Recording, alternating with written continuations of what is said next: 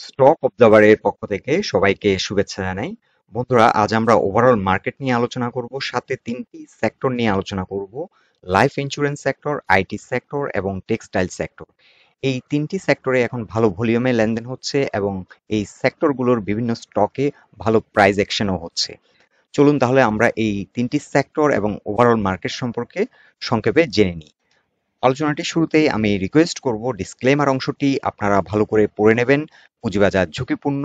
আপনার কোনো personal by এবং সেলের কারণে আপনি যদি ক্ষতিগ্রস্ত হয়ে থাকেন, সে দায় স্টক অবজার্ভার বহন করবে না। শুরুতেই সবাইকে রিকোয়েস্ট করব, যারা যারা আমাদের এই চ্যানেলটি এখনো সাবস্ক্রাইব করেননি আপনারা এক্ষুনি করে ফেলুন, কারণ আমরা এখানে অনেকগুলো পোস্ট করেছি রিসেন্ট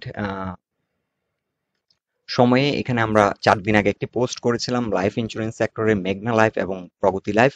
আমরা আপনাদেরকে এখানে দুটো টার্গেট দিয়েছিলাম, ফার্স্ট টার্গেট এবং সেকেন্ড টার্গেট।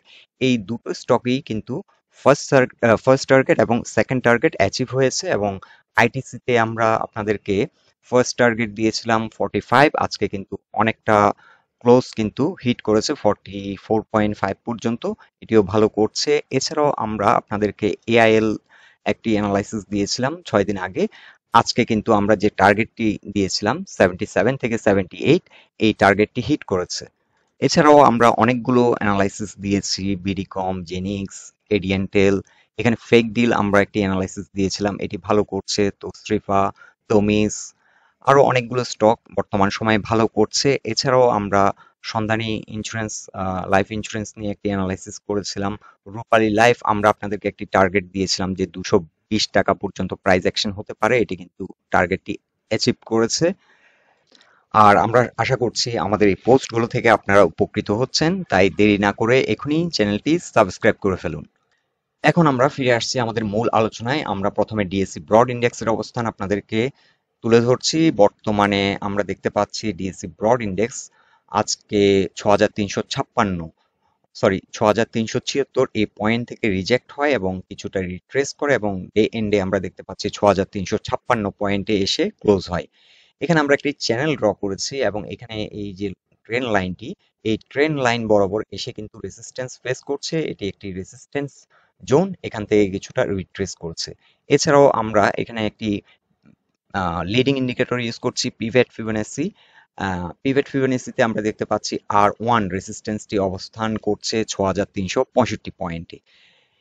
সো এই রেজিস্ট্যান্সে এসে কিন্তু মার্কেট কিছুটা ব্যাক পেয়েছে, এবং বর্তমান মার্কেট যে পয়েন্টে সাপোর্ট আছে সেটি আপনাদেরকে আমরা তুলে ধরছি 6347। এই পয়েন্টে মার্কেট ভালো একটা সাপোর্ট নেবে। এটা যদি কোনো কারণে ব্রেকডাউন করে তাহলে 6330 পয়েন্টে এসে আবার সাপোর্ট নেবে। অথবা আমরা এভাবেও এটাকে দেখতে পারি যে মার্কেট বর্তমানে 6330 থেকে 6347 এই জোনটাতে এসে সাপোর্ট নেবে। এখানে যে কোনো একটা পয়েন্ট থেকে মার্কেট আবার ঘুরে দাঁড়াবে এবং রিভার্সাল নিয়ে মার্কেট এই যে রেজিস্ট্যান্সটি এটি ব্রেক করার চেষ্টা করবে। আর বর্তমানে এই ট্রেন্ডটিকে আমরা একটি শক্তিশালী ট্রেন্ড এই কারণেই বলছি যে এখানে আমরা দেখতে পাচ্ছি বেশ কয়েকদিন যাবত, আমরা লাস্ট প্রায় 2 উইকস ধরে কিন্তু অ্যাভারেজ ভলিউম থেকে বেশি ভলিউমে ট্রেড হচ্ছে, যেটি একটি ভালো দিক। সো বর্তমানে মার্কেট কিছুটা কারেকশন হতে পারে। মার্কেট কিন্তু এটি একটা ন্যাচারাল ফ্লো, মার্কেট কিন্তু কন্টিনিউয়াসলি আপ হবে না। আর বর্তমানে আমরা এখানে একটি ফিবোনাসি চার্ট ড্র করেছি। এখন এই যে এখানে রিসেন্ট একটি হাই ছিল, প্রিভিয়াস হাই, এটিকে ব্রেকআউট করার পর মার্কেট কিন্তু 161%-এর একটি সাইকেল, যেটি 6372, এবং এই জোনে এসেই কিন্তু মার্কেট রিজেকশন হয়। সো এখানে একটি সাইকেল যেহেতু এখন কমপ্লিট করেছে, সো মার্কেট কিছুটা কারেকশন হওয়াটা স্বাভাবিক, এবং আমরা এই সাইকেলটি ব্রেকআউট করলে পরবর্তী সাইকেল হবে 6493। সো এর আগে আমরা উইকলি চার্টে আপনাদেরকে দেখিয়েছিলাম যে 6430 লেভেলও কিন্তু ভালো রকমের একটা সেল প্রেশার হবে, এবং ওই জোনে এসে মার্কেট হয়তো কিছুটা রিট্রেস করলেও করতে পারে। আর বর্তমানে যে হাই ভলিউম নিয়ে ট্রেড হচ্ছে, এই ধারাবাহিকতা যদি ঠিক থাকে, মার্কেটের এই যে কারেকশন, এই সাইকেলটি, কারেকশন সাইকেলটি কিন্তু খুব একটা লং সাইকেল হবে না। মার্কেট এখান থেকে হয়তো 2-1 দিন কারেকশন মোডে থাকার পর এখান থেকে একটা রিভার্সাল নিয়ে এই রেসিস্টেন্সটি ব্রেকআউট করার চেষ্টা করবে।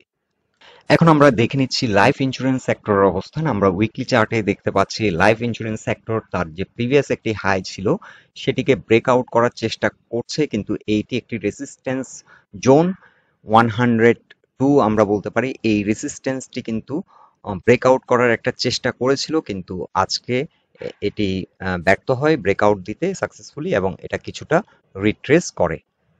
সো আমরা ডে চার্ট যদি দেখি, আমরা দেখতে পাচ্ছি যে গতদিন কিন্তু এটি ব্রেকআউট করেছিল, ব্রেকআউট করে সার্ভাইভ করেছিল, কিন্তু আজকে আবার ব্রেকডাউন করে যায়।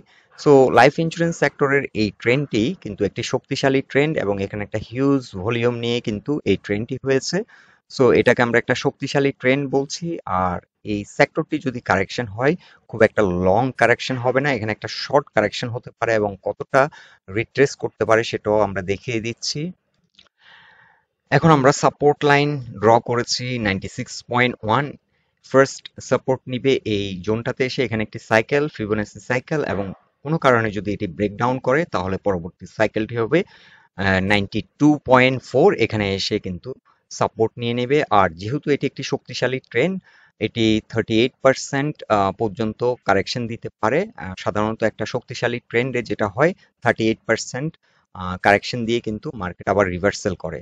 সো দেখা যাক এটি যদি 96 এর সাপোর্ট নিয়ে নেয়, এখান থেকে একটা রিভার্সাল আমরা দেখতে পারবো। রিভার্সাল থেকে আবার একটা নতুন করে একটা র্যালি এখান থেকে শুরু হওয়ার সম্ভাবনা আছে। এখন দু একদিন একটু কারেকশন মোডে থাকতে পারে। আর এটি যদি ব্রেকআউট করতে সক্ষম হয়, দু একদিনের মধ্যে যদি এই ব্রেকআউটটা দিতে পারে 102, এই জোনটাকে ব্রেকআউট যদি দেয়, লাইফ ইন্স্যুরেন্স সেক্টরের গন্তব্য হবে 123 পয়েন্ট পর্যন্ত লাইফ ইন্স্যুরেন্স সেক্টর মুভ করতে পারে। আর বর্তমানে এটি একটি ইম্পালসিভ মুভ, সো আশা করি এই ট্রেন্ডটি সাস্টেইন করবে। এখানে একটা কারেকশন দিয়ে এখান থেকে একটা রিভার্সাল নিয়ে আমরা আশা করছি লাইফ ইন্স্যুরেন্স সেক্টর আরো অনেক দূর এগিয়ে যাবে আপ টু 123।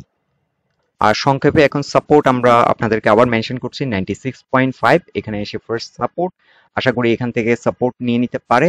আর যদি কোনো কারণে আরো কিছুটা রিট্রেস করে তাহলে 92 হবে স্ট্রং সাপোর্ট, এবং এখান থেকে আমরা আশা করছি লাইফ ইন্স্যুরেন্স সেক্টর ঘুরে দাঁড়াবে, এবং অথবা 92 ইন বিটুইন 92 এবং 96 এখানে কোনো একটা পয়েন্ট থেকে লাইফ ইন্স্যুরেন্স সেক্টর ঘুরে দাঁড়িয়ে আপ টু 123 পর্যন্ত আবার একটা নতুন র্যালি করতে পারে। এখন আমরা এক নজর দেখে নিচ্ছি আইটি সেক্টরের অবস্থান। আইটি সেক্টর বর্তমানে একটি সাপোর্ট পয়েন্ট যেটি 60, এবং এই সাপোর্ট পয়েন্টে এসে কিন্তু সাপোর্ট নেওয়ার চেষ্টা করছে। এখানে একটি রেসিস্ট্যান্স ক্লাস্টার আমরা বলতে পারি, এখান থেকে বেশ কয়েকবার রিজেক্ট হয়েছিল এবং এখানে রিট্রেসড হয় এবং ফাইনালি এটি কিন্তু ব্রেকআউট করেছে। ব্রেকআউট করার পর কিন্তু এখনো আমরা দেখতে পাচ্ছি সার্ভাইভ করছে। গতকালকে এটি ব্রেকআউট দিয়েছিল, ব্রেকআউট দেওয়ার পর আজকে আবার একটা রিটেস্ট আমরা দেখতে পাচ্ছি। যেহেতু এটি ব্রেকডাউন করেনি, এটাকে আমরা রিটেস্ট ধরে নিচ্ছি। রিটেস্টটা যদি সাকসেসফুলি কালকে এখান থেকে যদি আবার নতুন করে রিভার্সাল হয়, তাহলে আমরা নতুন করে একটা র্যালি দেখতে পাবো এবং আপ টু 63 পর্যন্ত এটি ট্রাভেল করবে এবং এখানে এসে আবার একটা রেসিস্ট্যান্স ফেস করবে। আমরা আইটি সেক্টর নিয়ে কিছুদিন আগে একটি পোস্ট করেছিলাম এবং আপনাদেরকে বলেছিলাম যে এটা একটি ব্রেকআউট দেওয়ার সম্ভাবনা এখন দেখা দিচ্ছে। আর ব্রেকআউট যদি সাকসেসফুলি দেয় তাহলে এটি কিন্তু একটি প্যাটার্ন আমরা ড্র করেছিলাম এখানে। এই প্যাটার্নটি অনেকেই হয়তো মিস করেছেন, তাই আবার বলে দিচ্ছি। এই প্যাটার্নটি হবে একটি inverted head and shoulder pattern, এবং এই প্যাটার্নের মধ্যে যদি চলে যায়, এটি যদি 63 উপরে দাঁড়িয়ে যায় তাহলে এই প্যাটার্নের মধ্যে চলে আসবে, এবং এই প্যাটার্নের মধ্যে যদি আসে আইটি সেক্টর কিন্তু একটা হিউজ র্যালি আমরা দেখতে পাবো, এবং এই সেক্টরের যে স্টকগুলো এখনো ভালো প্রাইস অ্যাকশন করেনি ওই স্টকগুলো ভালো প্রাইস অ্যাকশন করবে বলে আমরা আশা রাখছি। সো এই প্যাটার্নটি ব্রেকআউট করলে এখন আইটি সেক্টরের মিনিমাম গন্তব্য হতে পারে 70.6। সো তার আগে চ্যালেঞ্জ হচ্ছে 63। এই রেসিস্ট্যান্সটি ব্রেকআউট করা এখন বর্তমানে আইটি সেক্টরের জন্য বিগ চ্যালেঞ্জ।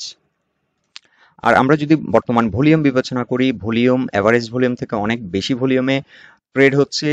সো এদিক থেকে কিন্তু আইটি সেক্টর যথেষ্ট শক্তিশালী। সো এই রেসিস্ট্যান্সটি ব্রেক আউট করার মতো এখন কিন্তু স্ট্রেংথ এই সেক্টরের আছে।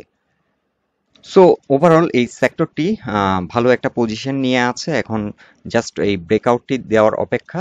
সো এই ব্রেকআউটটি যদি সাকসেসফুলি দিতে পারে তাহলে একটা নতুন করে একটা র্যালি আমরা এক্সপেক্ট করতে পারি। এখন আমরা দেখে নিচ্ছি টেক্সটাইল সেক্টরের অবস্থান। টেক্সটাইল সেক্টর আমরা ডে চার্টে দেখতে পাচ্ছি আপ ট্রেন্ডে আছে, কিন্তু এখানে এই জোনটাতে বারবার রিজেকশন আমরা দেখতে পাচ্ছি। এখানে অনেকগুলো রিজেকশন, অনেকগুলো ডে ক্যান্ডেলে আমরা রিজেকশন দেখতে পাচ্ছি।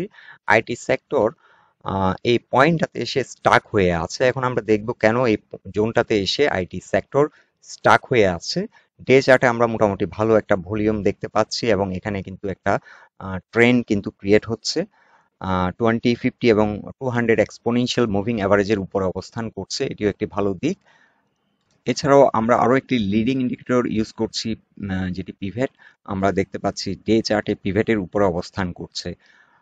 আর আমরা যদি উইকলি চার্টে এই সেক্টরটির অবস্থান দেখি, উইকলি চার্টেও এটি 20, 50 এবং 200 এক্সপোনেনশিয়াল মুভিং অ্যাভারেজের উপরে অবস্থান করছে, কিন্তু তারপরও এই সেক্টরটি কিছুটা উইকনেস আমরা দেখতে পাচ্ছি। এই সেক্টরের যে লিডিং স্টকগুলো, এগুলো কিন্তু বেশিরভাগই এখনো ফ্লোরে অবস্থান করছে। কিছু কিছু স্টক এখন প্রাইস অ্যাকশন করছে। আর বর্তমানে এখন সরি, টেক্সটাইল সেক্টরের জন্য বড় চ্যালেঞ্জ হচ্ছে 45। আমরা দেখতে পাচ্ছি উইকলি চার্টে এটি পিভট পয়েন্টের নিচে অবস্থান করছে। সো এই 45 এই জোনটাকে যদি ওভারকাম করতে পারে, এটাকে যদি ব্রেকআউট দিয়ে ঘুরে দাঁড়াতে পারে, তাহলে আইটি সেক্টরের বিভিন্ন স্টকগুলোতে আমরা আবার নতুন করে র্যালি দেখতে পাবো। আর এই সেক্টরটি কিন্তু এখানে একটা ডবল টপ করার পর কিন্তু বড় রকমের একটা কারেকশন হয়, এবং আমরা এই যে জোনটাতে এসে এখন আইটি সেক্টর স্টাক হয়ে গেছে, তার কারণ হচ্ছে এখানে একটা হিউজ ভলিউম এই জোনের কিন্তু একসময় ট্রেড হয়েছিল, কিন্তু বর্তমান যে ভলিউম আমরা দেখতে পাচ্ছি সেই অনুপাতে কিন্তু অনেকটা কম, যার কারণে টেক্সটাইল সেক্টর কিন্তু আশানুরূপভাবে কিন্তু আগাচ্ছে না। আর যেহেতু এই সেক্টরের লিডিং স্টকগুলো এখন পারফর্ম করছে না, সেক্ষেত্রে ইনভেস্টরদের কনফিডেন্সও কিন্তু এই সেক্টরে কিছুটা হয়তো কম। সো ওভারঅল টেক্সটাইল সেক্টর আরো কিছুটা সময় নিবে বলে মনে হচ্ছে, কারণ অন্য দুটি সেক্টর আমরা, বিশেষ করে লাইফ ইন্স্যুরেন্স সেক্টর এবং আইটি সেক্টরের যে ভলিউম নিয়ে আগাচ্ছে, সেই দিক থেকে কিন্তু বিবেচনায় আমরা যদি টেক্সটাইল সেক্টরের অবস্থান দেখি, এখানে কিন্তু কিছুটা উইকনেস আমরা দেখতে পাচ্ছি। ভলিউম কিন্তু আরো অনেক বৃদ্ধি পাওয়া দরকার এই সেক্টরটি এই 45 এই রেসিস্টেন্সটি ব্রেকআউট করার জন্য। সো বন্ধুরা, এটাই ছিল আমাদের ফাইন্ডিংস মার্কেট নিয়ে এবং এই তিনটি সেক্টর নিয়ে। আলোচনাটি আপনাদের যদি ভালো লেগে থাকে অবশ্যই পোস্টটিকে লাইক দিন, বন্ধু বান্ধবের সাথে শেয়ার করুন, আর আমাদের সাথে থাকার জন্য আপনাদেরকে অসংখ্য ধন্যবাদ।